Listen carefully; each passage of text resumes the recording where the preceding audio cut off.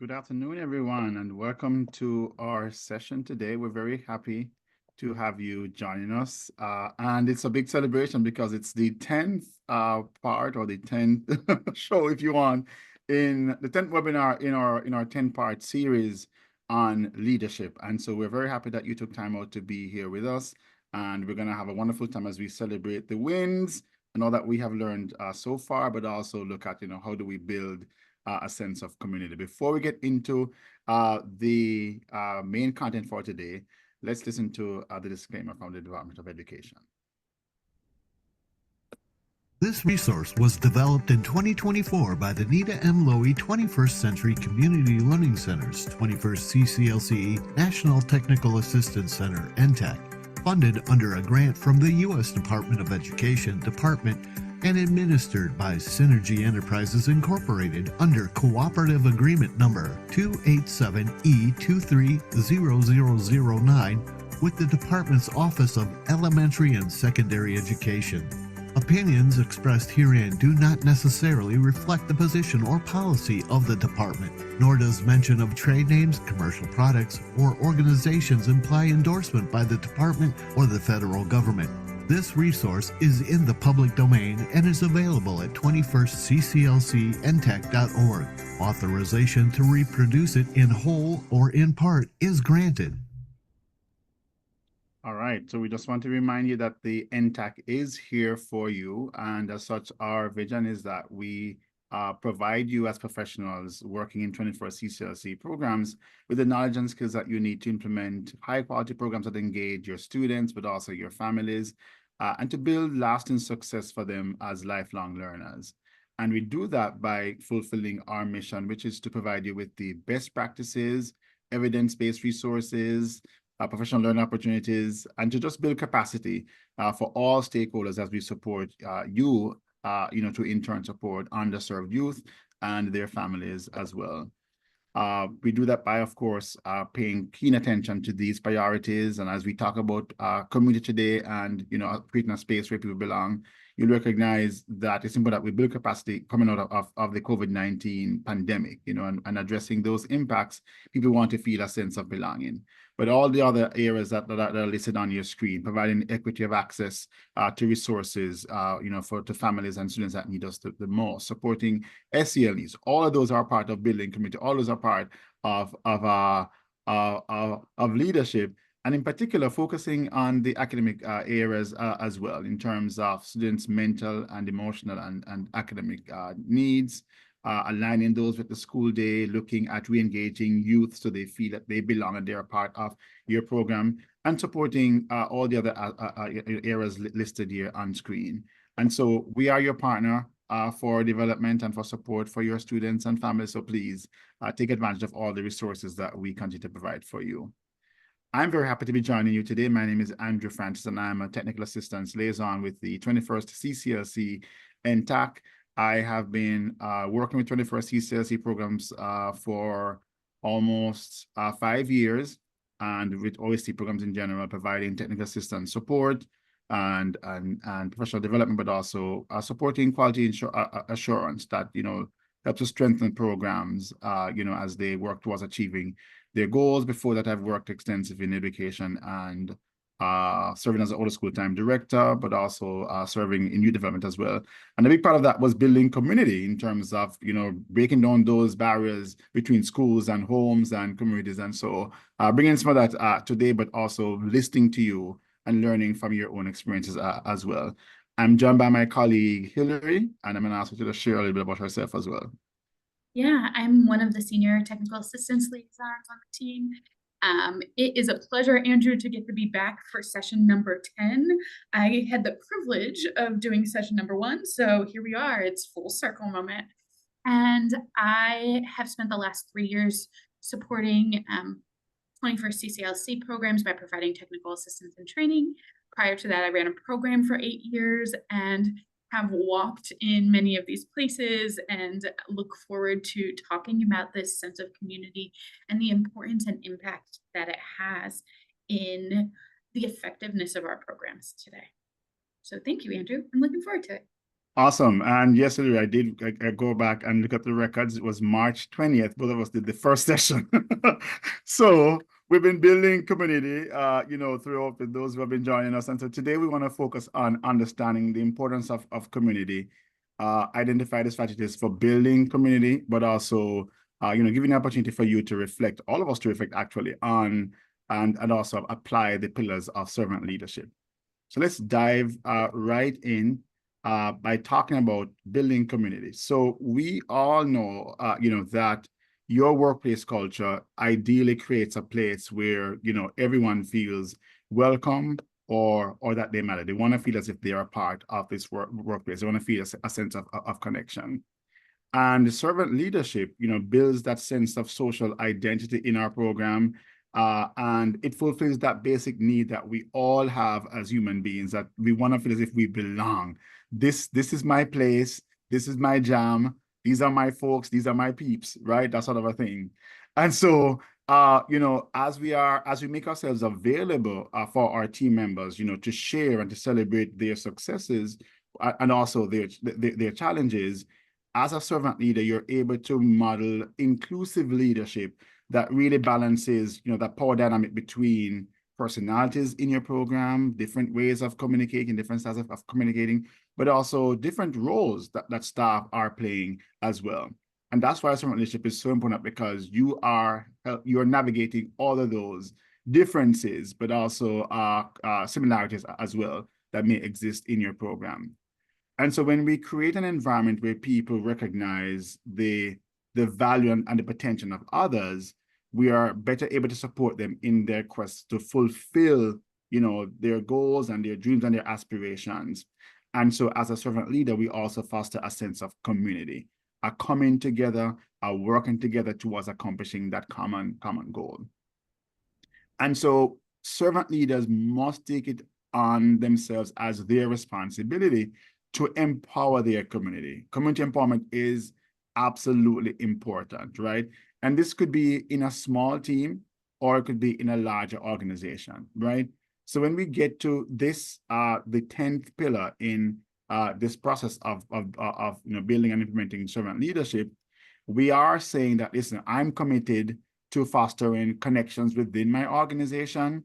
I'm committed to fostering relationships that do not revolve solely around me. I'm not just the center of attraction, right? But everyone feels a sense that they are leading in some way, or they're valued in some way, and they can drive change within your program and within your organization.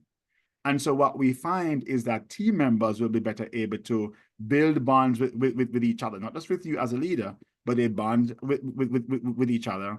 And that creates a network of support and collaboration. They have someone that they are sure that they can lean on, someone they can cry out and say, hey, I need your support. I need your help with this. And so that interconnected web encourages a sense of empathy as well among your team members, not just between leaders and the team. I remember when I worked as an out-of-school time director, we had a staff member who her husband was in a terrible motorbike accident, and he was admitted to the hospital in very serious condition. And as a team, because we were building that sense of community from before, we all rallied around her to take care of one that need that, even though she had her immediate family members, she knew that she also had a family in us. She had a community in our program, whether it was by just sharing a text message, sharing a card, calling her, but also saying, hey, we'll take this up for you. We'll do this for you, whatever it may be, visiting with the family. And that, really, cemented in her mind that, listen, I have a community of folks that I trust, and they are concerned about me, not only personally but also professionally. And comes what may, they're going to be supporting me. And so in these moments of need, but also in moments of joy and celebration, we want to create that sense of community where people feel as if, collectively, we can communicate with each other, we can align our efforts, and we can be very effective in doing that and in moving forward in supporting, each other, but also supporting the goals of our program. That happens primarily where there's a community. And I like to say to people, listen, no, I said it to students as well when I taught young people that I worked with various programs, that no man is an island, no man stands alone, and so we are to be able to foster community in that way, so people feel a sense of connection. And so I'd like for you, as we start the session today, as we dig a little deeper into the content, to share with us in the chat, how do you foster community in your program? What are some things that you do to foster a community in your program? And while you're thinking about that, I'm going to ask my colleague Hillary to share from her experience. You know, Andrew, we just had the perfect example of it, that if you all had been in the green room prior to this webinar, we were talking about where we're going to go to dinner next week, because we will all be at the summer symposium. We hope to see you there.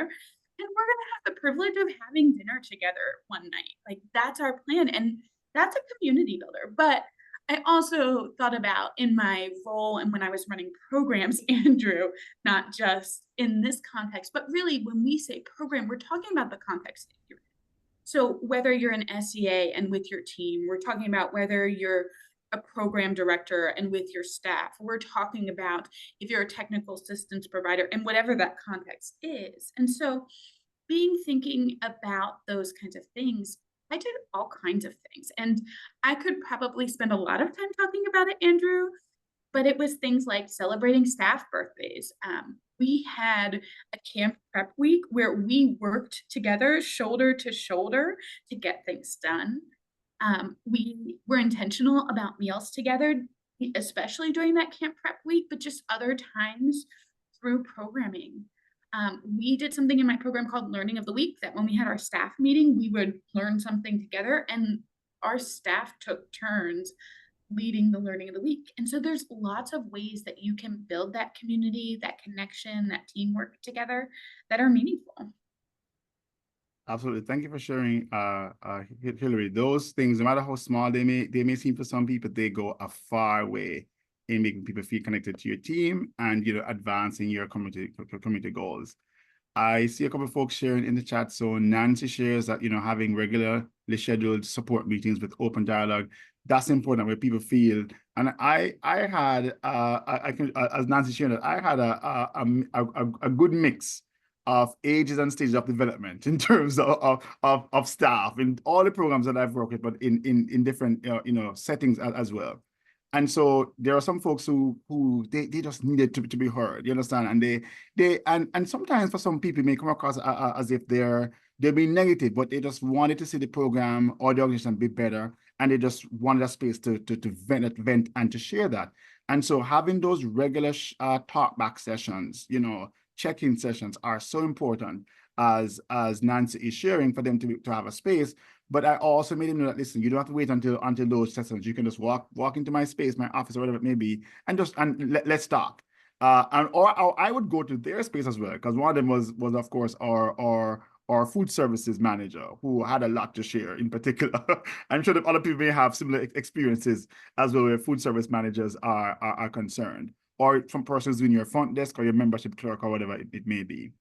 Brittany's also sharing that in the program that she ran, staff were on before afternoon program, and so they were able to have lunch most, if not all, almost every day together, and that builds community capital. I like to say, just having a meal together, people unwind, let their hair down. For those who have hair, that is a lot when they're having a meal. You understand, and just be themselves and be natural and share good conversation. Charlotte is also sharing that even though we had weekly staff meetings, once a month we went to breakfast together. Thumbs up for that, Charlotte. And half the time was just socializing together. Yes, probably just talking, empty nothings, but just fun things that we're probably excited about, not just about the work, but about growing and moving forward together. So thank you all for sharing that. I like the participation in the chat. I want to encourage you that this is what we're doing today. Lots of reflection, lots of sharing as we look at how do we move forward, building community, but also looking at bringing all of that, all of the other pillars we looked at into that process as well for our programs. So with that, we've talked about building community, and we shared with you about the importance of fostering connections. We've talked about encouraging empathy and teamwork, and you have shared how you've done some of that. Now we want to go into, looking at building and supporting that community as well. But before we do that, I'd like for you to just, take a moment to think about, moments that occur within your programs and how they impact your community, right? And so we have these what we call quick touch activities that we're going to be going through together. And what I'd like for you to do is, as you read, as we share them, just go to either the positive or the negative part of your screen. Use your annotation tool to tell us whether you think this would have or this has a positive or negative impact on your community, right? If you have any difficulty finding the annotation tool, you can also drop it in the chat as well. But remember, to find the annotation tool, you go to the top of your screen where it says Hillary Jones screen, and you find that stamp, that heart, that star, that check mark, that X, whatever it is, and share with us. So the first one we have is greet each staff member individually as they arrive, asking about their day and well-being.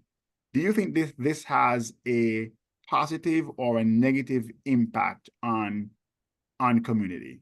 So let me see those folks. I see those people with their quick fingers already, and I see some stars, I see some check marks at positive. And you are absolutely correct, because as staff feel, as you greet staff, that's one way of creating a positive work environment for them. They feel as if you care about them and you are concerned about them, and also you're just building, rapport by communicating with them. So thank you for sharing that.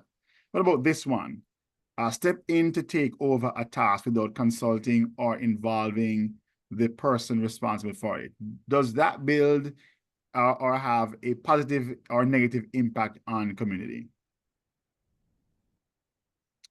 Absolutely. I see other people are checking the negative side of things, and you are correct. A person has been given the responsibility to lead, even if you may have concerns about how they are leading the activity or doing that responsibility. We should respect that and find other ways of communicating any challenge that we may have with that, but not take over from them as they're undertaking the task that has been assigned to them. What about this one? Leave a quick handwritten note of appreciation on a staff member's desk. Positive or negative impact on community? All right. Again, quick fingers, and people are also sharing the chat. It's positive. Yep. Words of affirmation are beautiful in making people feel as if they are appreciated and feel as if, they're making an impact, but that you care about them and that you value what they're bringing to your program. What about this one? A shout out a staff member via a team message acknowledging their hard work. Positive or negative? All right, I see most people already are saying yes, positive. So that, and you see that when we compare this one with the one before, there's a personal means of affirming or appreciating, but in this way, we're sharing it with the world, or what your little world is, in your team or your program. So absolutely. What about make promises during a quick interaction, but fail to follow up on them? Does this have a positive or a negative impact on community? All right. I can see most people are saying it's negative, and you're absolutely correct, right? We don't want to make promises as we're going through quick interactions and then not being able to fulfill those. Those will impact community, because that will create a strain on, people may have to take up the slack for you, or it just causes a breakdown in the trust levels within the program or the organization. So thank you very, very much for sharing that. And I hope that you can take some of that into your program by thinking about, how those quick moments, cause negative or positive impacts. And as you think about that, we recognize that a strong community really fosters inclusion by ensuring that everyone feels valid and heard. And that's what we would have seen in the quick moment examples that we shared with you earlier, right? Now, as we foster inclusion, it not only improves the individual well-being, but it also enhances the group's cohesion, but also productivity as well. If people feel included, if people feel as if they can own what's happening and their thoughts, their ideas are heard and are valued. I like to talk about the value that they are adding to the program, right? That's important. So they feel as if they're making a value added impact on your program. Then that will also create a sense of cohesion and productivity as well. So with that level of inclusion, we also recognize that that is fueled by effective communication, which is a cornerstone of any community, right? Because we are sharing verbally, non-verbally. There's a transfer of meaning between us. We're not just dishing out information to people, but we're getting their feedback and we're ensuring that they understand what we're saying, but they're also sharing with us how they feel about the information that we have shared. And that's where communication really takes place, where there is transfer of meaning between us as we work within the program. So when people feel as if they're a part of your community, they're more than likely to share ideas openly. We saw that in the chat earlier from one of our participants, right? This would also lead to, us being able to better solve problems when they emerge, because people feel as if, listen, I don't have to cuss out and get angry and get mad when things go wrong. I know I have a space where I can respectfully share how I feel.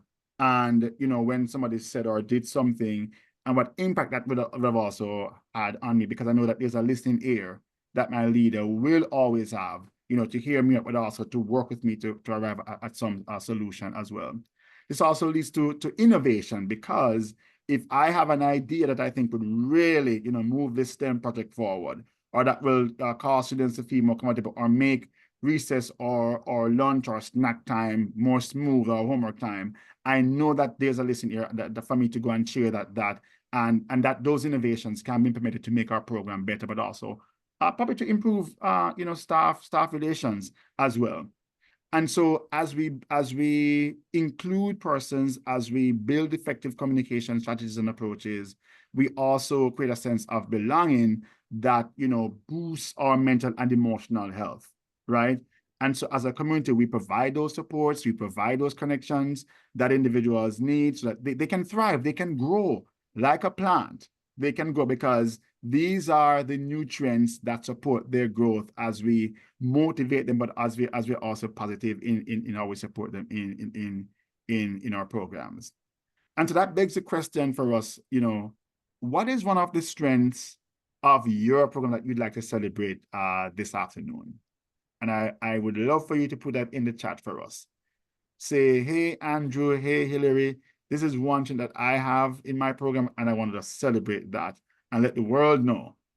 Nancy says joy, absolutely, right? And when programs and staff are rooted in joy, that also becomes the fuel for for good relationships. It becomes the fuel for us to be able to share things that we that we hold dear, norms and stuff. But we can also correct each other in a positive way, because we know that deep down we just want to maintain that joy in our program. Hillary, do you want to share anything as our participants are also sharing? Andrew, one of the things that I was thinking about this group and about being a leader, but also about 21st CCLC programs across the nation, is that oftentimes when you're running program, you get in the depths of your program and you can feel like the only one who's working towards something. And I was just thinking about the strength of 21st CCLC is that there's leaders across the nation who are working to make a difference for our nation's most at-risk youth. And I think that that's a powerful place and a powerful project to be a part of. And so I think that that's something that 21st CCLC programs across the country can be thinking about. But you've got some other great answers in the chat. Oh, absolutely. No, as I go to the chat, Hillary, I'm happy to say, because sometimes we forget that we are a national community of 21st CCLC Exactly. communities. You know what I'm saying? And that's powerful. We're really making a difference, and we can celebrate that as we work together. So I'm happy you plug that. I think it really aligns with what others are sharing in the chat. Brittany sharing that in the program that she ran, they were able to, they were a force of access and inclusion for students and staff. Very important that not only students, but also staff feel included, and we take the steps to provide those levels of support. All staff is excited. Charlotte is sharing to be there in the program. Means that when they wake up, they can't wait for program to start. They want to get there because there's something exciting. There's something, that they're able to give to students, and they in turn receive as well. So thank you for sharing that. Julie, I'm going to hand over to you as you share with us about, working towards developing that sense of community. Because many of us may not be, on that scale. We may not be at a 10 or an 8 or so, or 5, wherever you may be, but we can work towards that by implementing some strategies that I'm sure you'll share with our participants this afternoon. Yeah, absolutely, Andrew. Community is one of those things that isn't a one and done, that we've got wins and we've talked about some of those wins, but there's also places for growth and improvement in this. And so we're going to talk today a little bit about 4 strategies that you can use for creating and nurturing community within your organizations. And whether that's your school, whether that's your state, whether that's your program, whatever it may be. And some of these strategies that we're going to explore really look across the board about ways that you can improve those steps. They're small things, a lot of them. They're things that don't take much time, that don't take a lot of money, but really take intentionality. And that's what creating community is about. And so we're going to start with the first one. That's we create opportunities to share, right? Creating opportunities for people to share their experiences, their ideas, their stories is crucial, right? We need consistent and ongoing opportunities. These don't have to be large events, right? They can be done in regular meetings, in storytelling sessions, in these collaborative projects where we work together with others on our team. And sharing is important because it builds trust and strengthens bonds within that community. So those small, regular, ongoing connections are more meaningful than these single, major events that you could hold. And so we'd encourage you to do things like provide time during regular meetings for team members to share something personal or meaningful. This could be an icebreaker kind of type of activity. It could be a turn and talk with a guiding question or a prompt. It really could be anything. You might consider things like after winter break, asking others to share what their celebration looked like, what kind of celebrations they had over that holiday season, or choose a hot topic to talk about. It could be a hot topic in education. It could be just something like the newest movie that's out or a celebrity couple, right? You need to know your audience. In our office, there's very few of us who are going to talk about celebrity couples, I think, Andrew. But let's be clear, if you're talking about music, you've got the right audience. And so just thinking about what you can talk about. Coffee talk could be about what your preferred morning beverage is, where you like to go. Do you know where people on your team, whether they're Starbucks or Dunkin' people, right? Thinking about things like that. And creating opportunities for staff to share personal or cultural traditions, right? Pay attention to the calendars, and when there's holidays coming up, to talk about them, to share about them, and engage both staff and youth in that can be a really powerful way to build respect and rapport and understanding of other cultures and communities. And then make sure that you make time for team members to share and be recognized for each other's successes. Maybe a staff member recently obtained a degree or certification, make time for that, right? Maybe someone successfully led a major event project, shout them out for that, recognize those moments when they. And so our question for you here is, what do you already do to create opportunities to share within your context? Because maybe someone in this conversation needs a new idea, but also maybe because you are thinking about what other things you could do. Right? For me, I start thinking about things like using places where staff check in intentionally. So right, where the time clock is, like being intentional and just being in that space and talking to people about how their day is going, what's going on can be a really intentional moment. When I was running a program, my staff knew that I always had lifesaver mints and I always had coffee available in my office. And so it was a space where people came and would spend a little time and that they would have opportunities to share just like what's going on in program, what's going on with them in their lives. One of the funny things that I used to do with my staff when I was running program is anytime we had a meeting, I ended with, is there anything else for the good of the cause? And my staff thought that this was a kick. And even if they were running the meeting, they would end with that question of anything else for the good of the cause. And it was just a space and a place for people to share the things that they were thinking about. Mostly it had to do with work, but not always. And I'm sure people on our team in the Intech have heard me ask that question, but not every meeting. I think I've eliminated that question from my every meeting repertoire. I don't know, Andrew, you'll tell me if that's true or not. But needless to say, it created opportunities in an open space for conversation. And so what are you already doing to create opportunities to share within your context? We'd love to hear from you. Andrew, you got any things that you've either do or have done?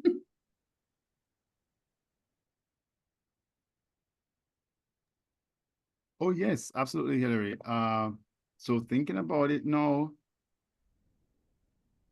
especially for some summer program, I do recall offering that option as well for staff to be able to just have, some coffee, some donuts. That's always good.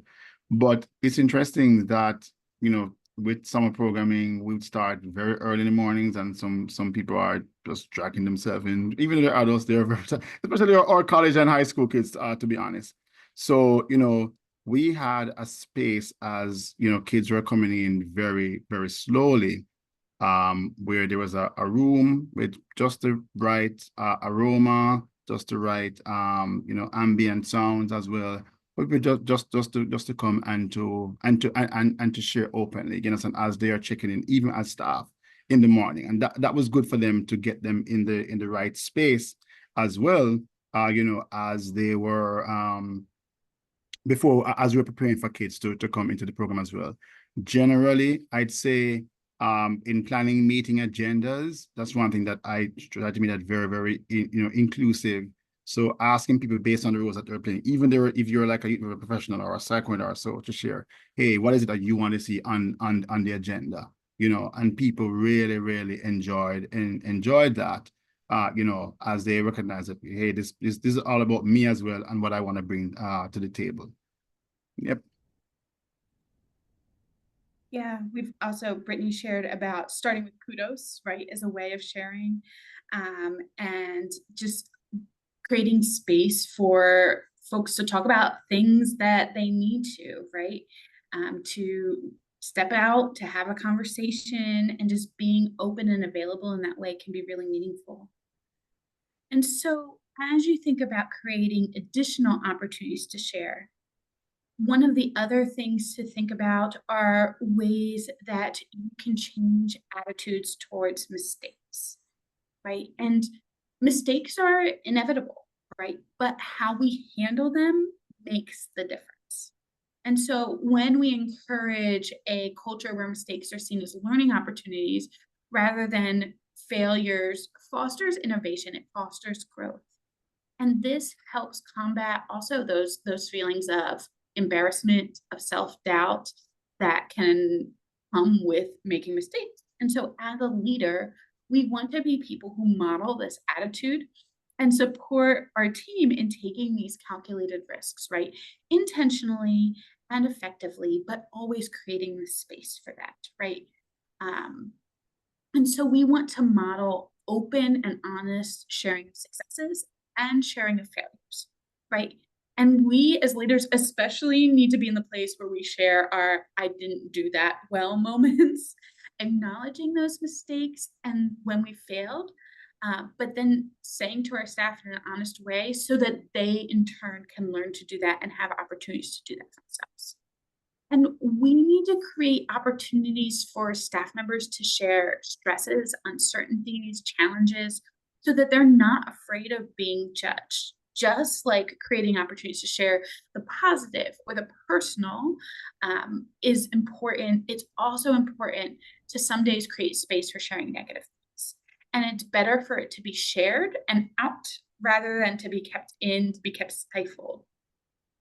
And then we'd encourage brainstorming sessions or sharing of similar experiences and approaches among your team so that you can find new ideas, new solutions, right? So that staff may find that they're not alone in their feelings and can be encouraged in those places where they might be struggling. And so, our next question for you to be thinking about is thinking about a mistake you've made. A little bit about how did you talk about it with your staff, with your team? So we'd love to hear from you in the chat. I was thinking about this, Andrew, and I was thinking about an arts coordinator that I hired. We really needed someone to replace the person who left going into our summer program. And there were staff on my team who didn't like the person that we hired. And they said it when we interviewed him. They were just like, I don't think he's the one. And I was in the place of, we need to hire somebody. Come on, like this is the choice. It's going to work out. It'll be fine. What they said about him in the interview was that he was too intense. Right, that was their big feedback about this person. And you know what? He was too intense. We ended up firing him partway through the summer, and it greatly impacted our program, our workload, right? So many things. And I had to go back to the staff that I worked with in the summer camp, who were in those leadership roles with me, and say to them, like, I'm really sorry, I should have listened to you. You all were right. And I was on the mission of, I need to get someone hired in this place, in this space. And we did a lot of discussing and brainstorming about what we could do, given that we didn't have this person on our team anymore. And we didn't really have the skills, the capacities that we needed filled in there. So, Brittany's got one where she's talking about being a serious micromanager, and talked about it in front of a whole staff meeting, or where there was, oops, we didn't pick up trophies that we ordered for the student awards ceremony and the shop was closed. And so then there was some like critical thinking around alternatives, and sounds like a good point that someone had a connection with the shop owner. Maybe you were able to make a call. That one worked out. And sometimes when we're able to just say, like, this didn't work, those things can happen. But if we try to cover it up or smooth it over or don't talk about it, that's, Andrew, where it gets really hard to do that. Charlotte says, I was always honest about what didn't work and why, and that there were never huge mistakes, just attempts that we could always improve. I really love that attitude, Charlotte. I think when I think back to running programs, I think one of the things that I had to learn the hard way was being honest about mistakes. I don't think that anybody had talked to me. No, I know that no one had talked to me before I started running programs about like how to lead other adults well. And I think one of the things that many of us think is we have to have it together. And the reality is you don't always have it together. And so we need to admit those mistakes. And that's what good leadership looks like. But it's something that I had to learn through a journey and didn't necessarily know coming in the door. So thank you all for jumping in and chatting with us. So as you think about changing your attitudes for mistakes, the next strategy we're going to talk about is fostering belonging. Right? A sense of belonging is fundamental to community, right? And to foster this, to ensure that everyone feels accepted and valued, we need to do things like celebrate diversity. We need to recognize contributions. We need to create these inclusive spaces where everyone feels like they belong, and enhance staff identification within the program by doing things like increasing voice, encouraging organizational citizenship, right, and reducing staff burnout. That sense of belonging. Sometimes we hear people say things at programs like, we feel like a family, or we're in this together. And that's what that sense of belonging is. But it's not something that happens naturally or without intentionality of the leaders. And so a lack of belonging can present in a few different ways. And one is avoidance of responsibilities, right? So when staff members don't feel valued, they might neglect duties that they don't see as their own or they don't feel connected with. So a teacher might skip planning engaging lessons because they feel like nobody actually notices whether the lessons are engaging or not, and I can just as easily do a worksheet, right? It could be just that emotional exhaustion, right? We haven't taken the time to see the staff members on our team, right? We haven't been able to support those places where they're emotionally fatigued, where they're burning out. And so someone who constantly providing support, right, for the youth in our programs without receiving that acknowledgement may feel drained and may disconnect from that goal. Right, there's this job cynicism, right? It's negative attitudes or resentment can develop among staff who feel like they don't belong, their work's not valued, they're not trusted. And so if you think about a site coordinator who becomes increasingly cynical and critical of the organization, they may be in that place where they don't feel like they belong. Boredom. So a lack of engagement can be due to boredom, right? And that can cause staff to underperform. If we don't have enough to do, we can not provide the most quality or interesting activities. And then turnover, right? If staff don't feel accepted and valued, they are more likely to leave the organization. I don't want you to think I'm saying that that's the only reason people leave organizations, because we know it's a really hard time to hire staff in our programs, right? But if you can make people feel valued, right, then you have a higher chance of retaining your staff. And that's a whole nother webinar, Andrew. So I won't go too far down that trail. But instead, we can increase belonging by engaging staff, right? And that can look like everything from team building and conversations and some of these small things that we've talked about to providing them opportunities for professional development, right? That increases job satisfaction, where they have this supportive atmosphere where they feel like their needs are being met through their job. And that's not just financial needs, although we recognize that that's part of why we have jobs, but it's also that place where their needs are met to be creative, to learn and grow, to share their ideas and their thoughts. We want our team to thrive at work, where they have opportunities to grow, to develop, where there's mentoring programs, for an example, where new staff are paired with experienced colleagues. They can enhance and embed skills in new staff. They need to perceive that their work has meaning, right? It's that piece of, did we lose the vision of we're making a difference for young people? And does everybody have that, right? Because that may be easier if you're standing in a classroom to remember that this is all about making a difference in these lives. But it may be harder if you're the accountant over in the administrative building that never even walks in the door of that program to realize that the work you're doing is making a difference. And then we think about things like psychological well-being, where staff feel seen, heard, represented, right? Where there's that regular check-in where we're boosting morale in our staff. And committed, right?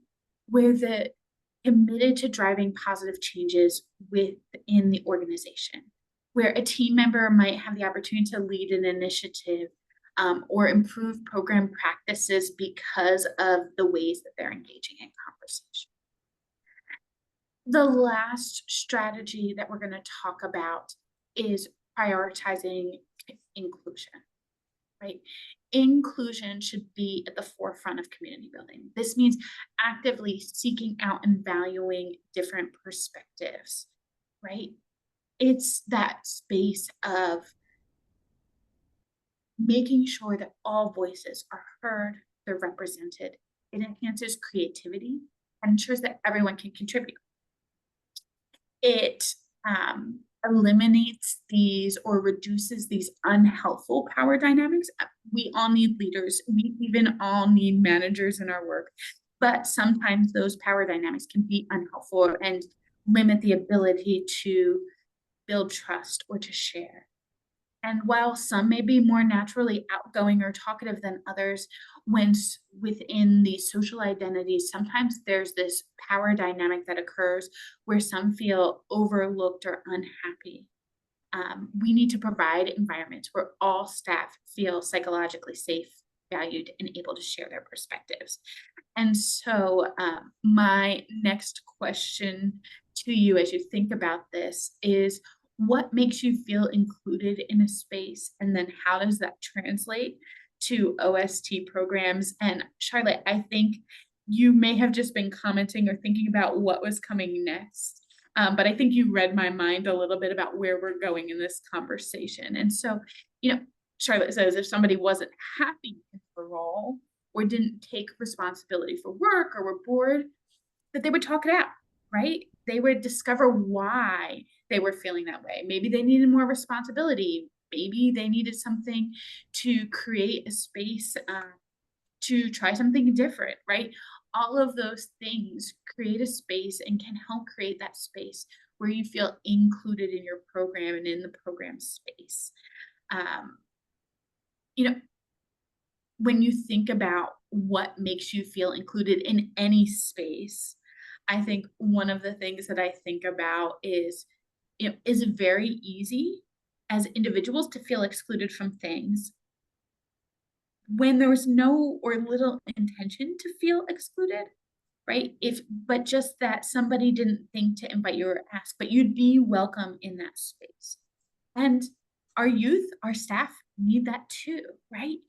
It's my opinion's valued, right? It's why is this important to take the time to listen to everyone in the space and the place, just like we're seeing in the chat.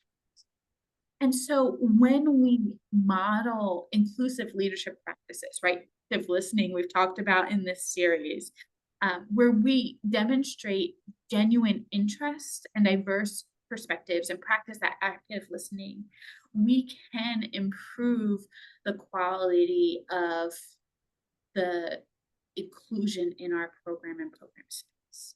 We need to actively maintain that trusting environment where all staff can ask questions, can seek support, where they feel accepted, right? And we create this culture of openness by encouraging staff to ask those questions, where we communicate regularly, where everyone's encouraged to speak up for themselves and that their voice is valued. Brittany shared about a situation when being the female voice was belittled, right? And we say to students, their voice matters over and over again, but we need to show that within our team, where every voice should matter, right?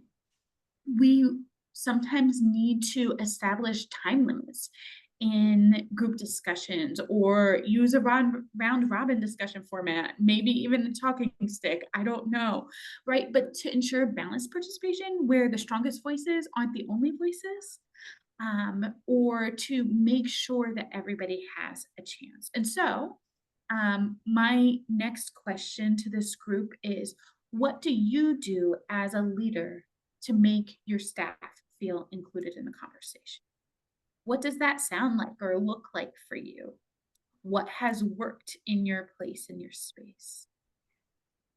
Andrew, do you have any things that you're thinking about that have worked for you?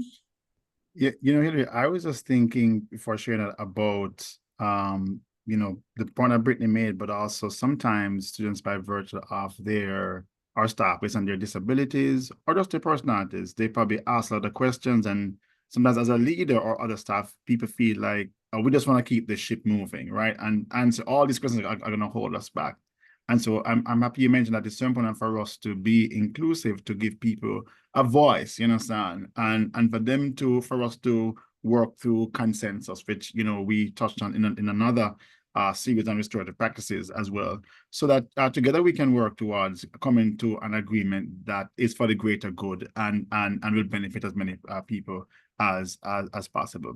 So that's something that I practice, to be honest, in terms of listening out for people, give them a voice, even if people feel that this is the one staff who is annoying because they just ask the way out questions, or they seem as if they're probing everything and they want to get every single, they give every possible scenario that seems negative, right?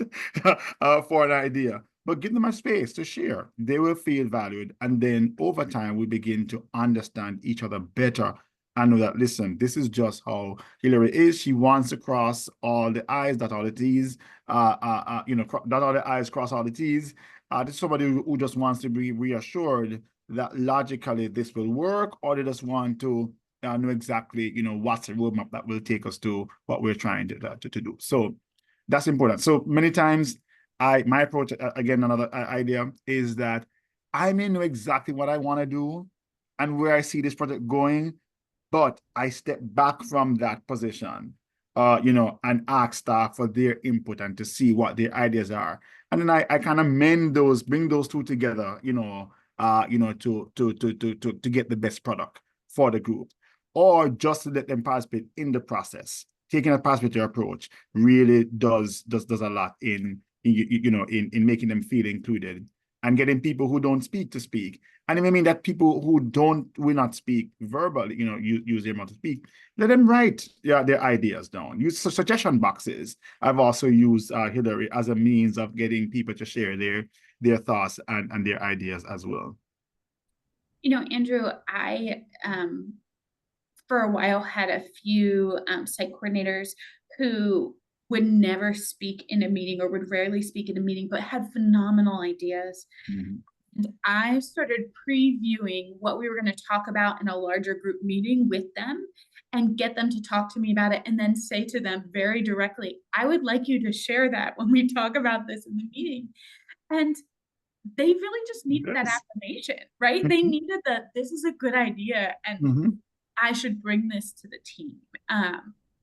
Everyone's ideas matter. Charlotte said it in the chat, right? It's their ideas that come to the conversation so that decisions can be made together in ways that are effective. And really, Andrew, it's those things that rekindle community, right? It's celebrating birthdays. It's eating together, cooking together. It's engaging in community service. It's doing the things together that builds community. And so I think that our last question for the chat today is, what other ways can you rekindle a sense of community in your space, in your program, right? What else do you do that you haven't talked about, that we haven't mentioned already, that really makes that difference as you think about building community with your people? And go ahead, Andrew. No, I was going to say it's really, people over product sometimes. That that takes time, and it takes leadership. That's what it takes. It takes servant leadership, because as a manager, we're managing work products, and it's about deadlines and milestones and benchmarks. Those are important, and so I think it's important for us to understand how we balance those two roles. And in doing that, we are harnessing the power of people. We are investing in the power of people, right? Because when people feel invested, people will invest more in the product. I'll leave it right there, right? Essentially, and I think that's what really will create that sense of community, as we invest in people, placing them at the center of the work, and helping them to power the product that we're trying to create, because they know that you care and value about them and their overall well-being. Yeah, and Andrew, honestly, that sounds a lot like my answer. It's just the taking time for people, and making sure that they know, despite the fact that you're busy and that you've got all these things, that that you'll take the time for them, and you will stop those things for that space, right? Brittany's talking about team social outings, lunches together, right? Just doing those fun things to start that process, and then being intentional about it long term is so much of what matters. So, using your annotation tool, let us know which of these things do you think your program needs most, right? Which of these do you say, this is what I need to work on? This is what I need to increase. Grab that annotation tool. Find one that you say, this is what I want. This is what I need to do more of. Kind of a mixed set of answers so far, Andrew, right? Some creating more opportunities to share, a couple there, maybe some changing of attitudes, maybe the prioritization of inclusion, but just creating that space is such an important part, because community allows and leans into so many of the other pillars. And so just be thinking of that as we go into this next section, right? Because Andrew's going to talk to us a little bit about what comes next.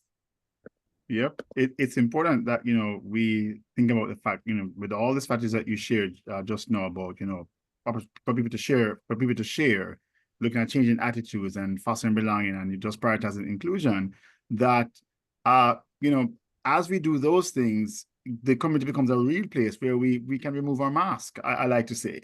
And so when we remove our mask, we will, we'll have challenges, we'll have difficulties, because we feel as if we can be real with each other, and we just have different personalities and different emotions and ways of thinking and doing things. And so there will be challenges in our community. And so as we apply the strategies that you shared earlier on, there may be some challenges that are beyond those preventative approaches, if you may, and there needs to be some sort of an intervention, some sort of an action that leads to restoration, right? So we'd like to share with you that we have been doing a series as well on restorative practices, and some of you may have already heard us talk about circle practices and how you can implement them with your students. But we'd also like to remind you that you can also use these circles to and these practices to support your role with staff as well, because it doesn't matter that the age, doesn't matter the role. You can use circles to also build the culture you're trying to create in your program, and proactively establish those norms and expectations for your program and encourage those to be practiced. But it could also be used in response to breakdowns in the community as you take steps to restore your community. And so you can incorporate those circle practices into your regular staff meetings as a way to probably check in with your team to see how people are doing, probably to get to know them better. So it could be that you have some conversation starters that you use within the circle, and that could have some guiding questions that you could use. Or you could also provide, just a safe space to discuss issues that you've experienced in the program as well. I think about it, probably Hillary, the experience that you shared, in terms of that arts coordinator, that it could be a circle just to restore, trust and faith that, listen, the process that we're all working towards is for the greater good, but there may be some missteps, there may be some mistakes along the way. But how do we restore and move forward from that as a community? Now, when we implement these practices, with students, it's beneficial that we practice what we preach by also using them to build community and to restore, a sense of trust and peace and joy as well, within or amongst our staff. And so at its core, it's a conversation, it's a discussion that we're having. It's a safe place for people to openly share. And as a leader, you are crucial in facilitating that conversation of trust and building connections. So very quickly, it's just to remind you, and some of you may have done this already, it's sitting in a circle. All the participants are able to see each other. So we're used to meetings, or we're even used to sometimes traditional classroom settings where we're in rows and there is a teacher who's in front and they're leading, or it could be a meeting and there's this one person who is in charge and they're like this sage on the stage. They are the star of the show, I like to say. But when we are in a circle, we are removing physical barriers. We're also saying that, listen, we're able to look at each other. We're able to communicate and work together in the circle for the greater good, right? There could be a talking piece, which is just an object held by the person who is speaking. And just to, ensure that we show respect and regard for that person. They have that talking piece, and they can move that on to the next speaker. It could be a feather, it could be a pebble, it could be a ball, whatever it could be, but that becomes the center of attention as to that person who has the floor, and we're showing them the respect that they need to, as we listen careful to what they're sharing. Again, as a facilitator, you are guiding the conversation, and you're being sensitive to what people are sharing in the space, and you're also ensuring that you're not leaning to any one side of the conversation or any particular idea, but you are ensuring that everyone has an equal opportunity to share their thoughts and ideas, which then can be brought into some consensus and into the agreement that you'll move forward with. Make it very staff-centered by setting norms very early in the conversation as to how we will be, hosting the circle, how we will ensure that we are centering staff needs in this. It's not about me as a leader, but it's about the well-being of the entire staff. And then, it could be something that you make as part of your routine. So you have a list of steps that you will follow while you're holding the community circle. And that may include, pausing sometimes for stretches and movements, but also how you'll start the circle, how you end the circle a particular way, so people feel a sense of ease and comfort as they're participating. And that could be very useful in treating with issues or challenges that may emerge in your community, and you use this as a way of resolving that, so everyone feels satisfied and feel that they can move forward from that moment of hurt, or breakdown in communication, or breakdown in the community structure. That's very important, right? Now, throughout the series, we have been featuring and looking at Maria from the Sunshine Youth Program, and we'll take one last look at Maria. We talk about building community, right? She's been on a journey, learning over the past 2 years, and now that things have stabilized within Maria's organization and also with her staff, she's looking to do some community building and staff recognition. And guess what? We are the ones who can give Maria the help that she needs today. So Hillary's going to read the case study for us. And as she reads, I want you to think about, what ways can Maria work to rekindle a sense of community in your program, right? As you listen to the case study, but also share with us, thereafter, what have you done in your programs to help build community? Let's hear the case study. The Sunshine Youth Program is a community-based organization that offers 21st CCLC, after-school, and summer programming for at-risk youth in a low-income neighborhood. The program focuses on academic enrichment, life skills development, and community engagement. Maria is the program director of SYP. She was hired about 2 years ago, and Maria is a passionate and dedicated leader who believes in the power of education to transform lives.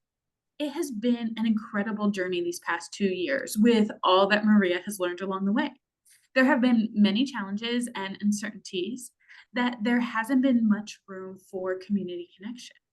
She has been solely focused on filling staff positions after turnover and getting them confident in facilitating and managing program aspects so that she could step away from the day-to-day and work on more big picture needs of SYP. Now, she wants to acknowledge and celebrate all the learning and growth that everyone has gone through by planning an event to celebrate the success of all staff. As a 21st CCLC program leader, she is fully aware of the appropriate use of funds, right? She is aware of whatever she's planning will have to be sourced from either other funding or through donations of goods and services. Maria also knows that most of her staff hold other jobs, so she will have to ensure that the event is at a time when all can participate. She also needs to consider the space for the celebration and how all of this will align with programming. Help Maria plan an event for her staff. Consider when and where the event should take place. What will the event include? And how Maria will acquire all that she needs. And so Andrew asked the question of, as you think about this case study, what ways can Maria work to rekindle the sense of community in her program?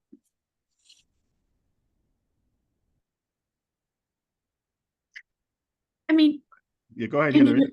Andrew, my first reaction is, I hope Maria's learned something and she doesn't just take off with the planning, right? I mean, we talked in the very early part of this series about, right, listening, about taking the time for what your staff need to hear, about self-awareness, right? About conceptualization and bringing your team along in that journey. And I just hope she does some of that. Yep, and as you said that, Hillary, Brittany's kicking us off by sharing that given the challenges with scheduling, it may be necessary for her to survey the availability of the staff first of all. You understand, and that's where we started in terms of listening to staff. Staff listening sessions. It could be through formal surveys or just talking to people. Say, hey, what's your availability like? Having a sign up or sheet or something that says, hey, we want to do this. What times would work best for you? What days would work best for you? So that we are bringing that information into the planning process. Adding to that, she's sharing that we should check in with the staff about their thoughts when planning as well. It could be she could bring on the staff. She could have a small planning committee as well. That includes different categories of staff. Representing different groups, but also finding ways to hear from the staff at large, but also ensuring that she's facilitating the process, but having a group of staff actually planning aspects of that as well. So they own the process and she hears from them directly, what are their thoughts and ideas about how to, really recognize staff and to celebrate, all that they have done so far, how they have grown, and, just to recognize staff contributions as well. Any other thoughts you may have, Hillary? Charlotte says maybe staff plan, right? And they may enjoy that. You may be surprised at what they decide that they want to do if you let them just kind of run loose with it. But I would say one of the key things for me is really making sure that it's not about all the activities and it's about creating space to be together. Sometimes I've participated in staff like parties that are planned around all of the activities, right? There's thing after thing after thing after thing to do, and you don't create the space for the conversations, for the community building to be intentional around those things. First there's the tug of war, and then there's a water balloon fight, and then there's this, and then there's right. I'm picking summer things. It's the middle of summer. Yep. But right, that's not a space where community may be built if you have people who need the time to have conversations together. That's right. While with another group it might work, but you have to think about it. You have to know your audience. Yeah, but I agree with you that even if we have those activities, that we should create space for that kind of a networking and just sharing and getting to know more, beyond the working together on work stuff, and people need those natural spaces and opportunities, to be able to do that. And we should create space for that even between those other activities. So as everybody has shared about, bearing in mind as well the dietary needs of staff and other needs that they may have as well, I'd like to also ask our participants to share with us, what have they done in their programs to help build community? So what have you done? And we were hearing some of that throughout this session, but if there's any more you'd like to add, please go right ahead as you reflect on Maria's experience. Tell us, how have you recognized staff? What kind of staff recognition activities do you implement in your programs? And one of them that I've done is that we've had a staff of the week and also a staff of the month, and the staff members are the ones who actually vote for that, right? So again, they are participating in that, they're involved in that. And we pull together and provide, something that shows appreciation from them, make the sacrifice from our own resources to do that. Staff superlatives. Awesome. There Brittany is sharing.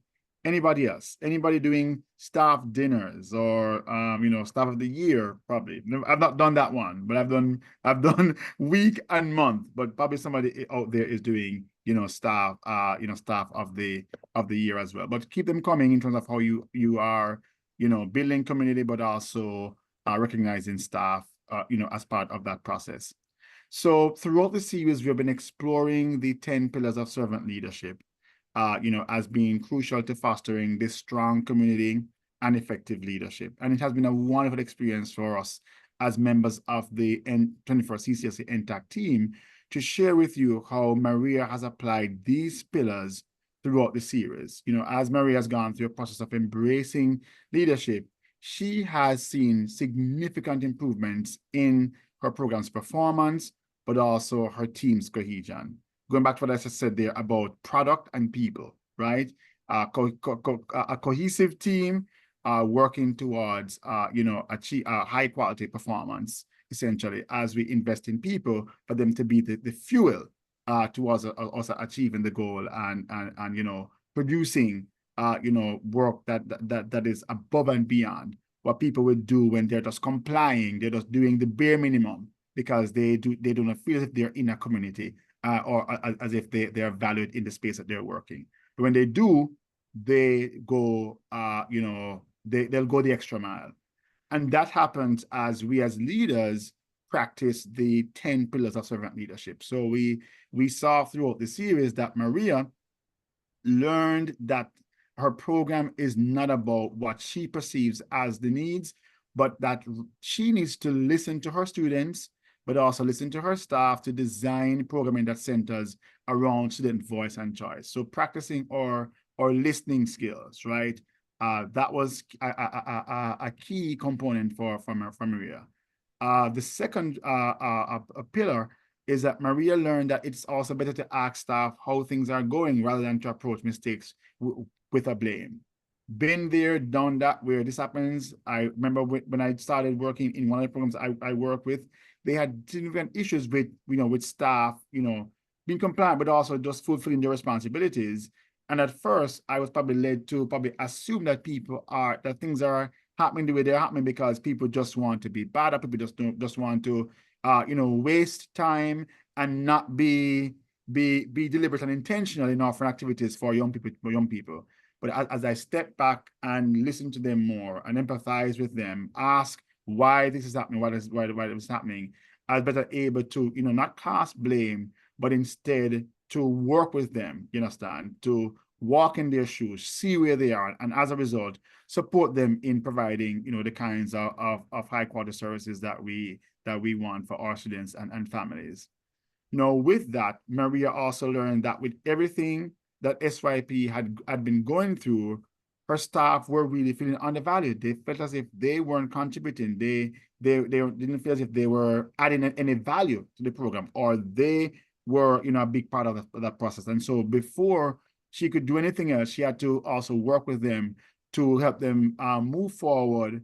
Only when they felt as if they healed from that.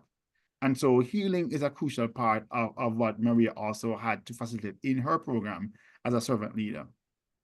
Maria also looked at expanding self-awareness skills for herself as a leader, but also for her staff. She learned that to be more self-aware after she found herself, overstretched, overworked, trying to do everything.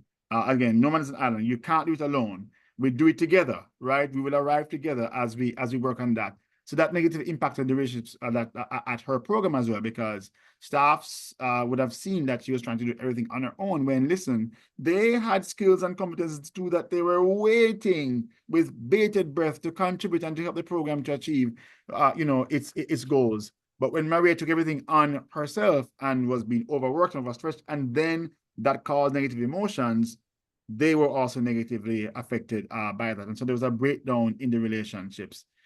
She also learned the power of persuasion, right? That's a key to getting staff on board, you understand, and for them to to work with a new initiative, right? And getting their ideas on that, the way you approach them, the things that you say, and the way you introduce that new initiative is a big part of persuading them to, to come on board and to be a part of that. We also looked at the matter of conceptualization, that after some time, as a director of SYP, Maria reached a point where she needed to focus on what would come next for SYP. So not just being in the moment as a leader, but thinking, what next? What's the next level that we need to go to, right? Taking those big ideas and planning for the future. Despite your current challenges and issues as a leader, what can you do to make the future better for you as a leader, better for your staff, better for the students, but also better for the families and the community? So we have to balance both, dealing with the issues as they emerge now and being a strong servant leader, but also, creating a pathway, developing plans and projections for a future that's much better, because you have listened, you're helping to heal, you're empathizing, and you're also more aware of yourself as a leader. And you can say, we're going to go in this direction. We're going to take these ideas and, make magic, make music out of them, because we are also, conceptualizing a better future for the program. Maria would have also had to consider what might lie ahead on the path towards progress, as she, would have had to have foresight, right? Predicting the things that her program might encounter as it grows. Because with your very best effort, it's not going to be always smooth sailing. So she's considering some of the risk that may emerge, right? Some of the challenges that may emerge, some of the things that may come about as you grow. Your numbers are growing, your staff may be growing, right? Are you creating space for that? You may be offering new programs and initiatives, right? Or new activities. You may be adding different components and layers and digging deeper as you become more intentional. You have to have the foresight to see, how things might happen, what may come about as you do those things, and also have plans in place to address that. Number 8, stewardship. While things would have seemed to have been moving forward very well, Maria also learned that, that to truly deliver on her program's promises, they would have to be better at not just serving students, but being faithful to all aspects of 21st CCLC programming. And that's key for us as leaders, that we take the time to understand our 21st CCLC grants or other school time programming funding source requirements, right? And that we are being good stewards of the resources that we are receiving, that we're offering intentional programs, that we're supporting students in meeting those GEPRAs, in meeting those outcomes, but also improving their social and emotional learning, right? And just attending to the various needs and the commitments that we have made in our proposal. And with that, Maria learned that for her staff to remain productive, for them to remain effective, she needs to support their growth as well as her own. What's the growth pathway? What's the growth plan for yourself as a servant leader? What's the growth plan that you have in place for your staff, right? Hillary, everywhere I work and I'm supervising people, as a leader or leading people, let's put it that way, not supervising, I say to them that everything I know, you will also know it and more. Why? Because as part of your growth plan, I want you to become better than I am. Because when you combine your own skills and competencies, what I'm also going to teach you as a leader, that should make you better. You should be able to, to advance along your professional pathway and grow and become a better version of yourself. That only comes through careful planning, for yourself as a leader, but also planning that for your staff as well. And so with that, we build a community with Maria. As Maria learned that it's important to build a community where everyone feels recognized, they feel included, staff feel supported, staff feel that they are celebrated, but also we have very strong relationships with stakeholders. I've seen too many programs where the relationships with stakeholders are so weak, and it impacts data collection. It impacts getting additional services through the doors. We're trying to do everything on our own, inside that building, if you're a community-based organization, or inside the school building. When there is a 4-H club somewhere, or there is, there is another community-based organization that if you just build those strong relationships with them, they can help you to move that needle for your program. But that will take, really embracing yourself as a community that has tentacles, all over within your school, if you're a school-based program, within your community-based organization, but also looking for other entities, based on your needs, that you can partner with and strengthen those relationships for the better good, for the better and for the benefits of your staff, students, and also for the community at large. So that's the process that Maria has gone through.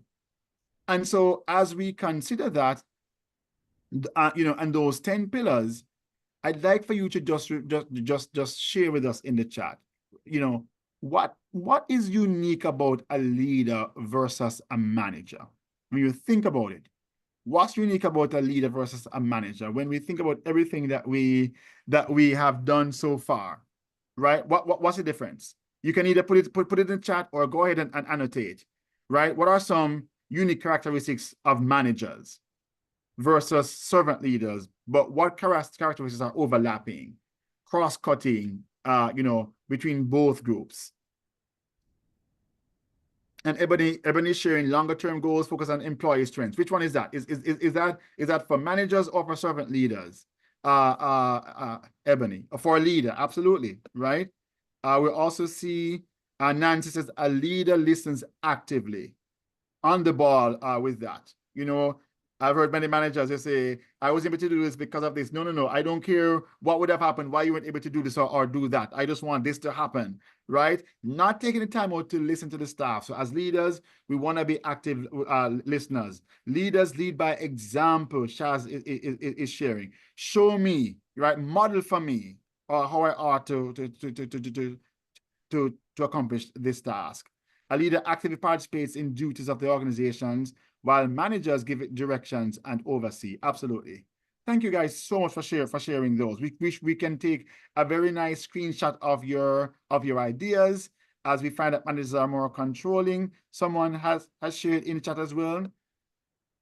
Right. And we want to move away from that. Any ideas as to what both of those may do? And as we take a screenshot, we can also share with you, this material that comes from, our course that we have on servant leadership, right? And the servant leadership toolkit, becoming a leader course for 21st century LTAC, NTAC, where we talk about a manager being concerned with administration, right? Maintaining systems, being structured, organizing and overseeing, and being big on achieving goals. While a servant leader is one who is an innovator, right? One who builds strong staff and trusts them to do their jobs, as Nancy is sharing. One who develops goals, because goals are not absent from leadership, right? Leadership also includes developing goals, but also creating change, right? Capitalizing on opportunities that you see, for your staff, for your program, for yourself, and using those as vehicles for success. But also a leader is one who empowers. And when we consider both, we find that both a manager and a leader motivates people. They yearn, and their desire should be to bring out the best in people. And so as you think about all that we've been sharing with you today, let's just remind you to implement these strategies in your programs. And think about this particular quote from Robert K. Greenleaf, who actually coined the term servant leadership in 1970. And Greenleaf says that the difference between leader first and servant first manifests itself in the care taken by the servant first to make sure that other people's highest priority needs are being served. It's about other people. The best test and the most difficult to administer is, do those served grow as persons? Do they, while being served, become healthier, wiser, freer, more autonomous, more likely themselves to become servants, right? If we want to be great, we need to be servants of all, servants of the people. Serve your staff, serve your students. And with that, it's time for your own personal reflection. We'd like for you to tell us what has been your strongest pillar. What has been your strongest pillar? Has it been listening? Has it been empathy? Has it been healing? Has it been self-awareness? Is it persuasion? Is it conceptualization? Is it foresight?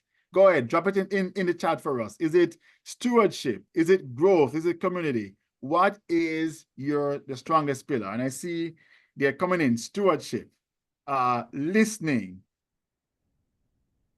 Let me see what is. Hillary, what's yours? Empathy. Oh, you're right there. Persuasion, community, foresight. It's so hard to choose one, but definitely, I like to listen. You know, healthy growth. Thank you so much for sharing those. But as you share, you know, your strongest, go ahead and also share with us what pillar would you want to improve. Go ahead and put that in the chat first. And this is important because as you walk away from the conversation today, this is something for you to dig deeper into the course that we have on the 21st CCLC NTAC website to strengthen that particular pillar. So which pillar now are you looking to, you know, to improve more on? So I see some people saying conceptualization, you know, becoming more self-aware, healthy growth, etc. Right? And finally, how will you use these pillars to be a better leader? Go ahead now and share that with us in the chat. I'd love to hear, how are you going to use these pillars in your 21st CCLC or your out of school time program? So Nancy's sharing that she always wants to strengthen community. There's always room for growth there because it is so dynamic. That's true. So many moving parts, Nancy. I agree with you, right? So thank you for sharing that. I want anybody else to share. How will you use these pillars to be a better leader? Anybody?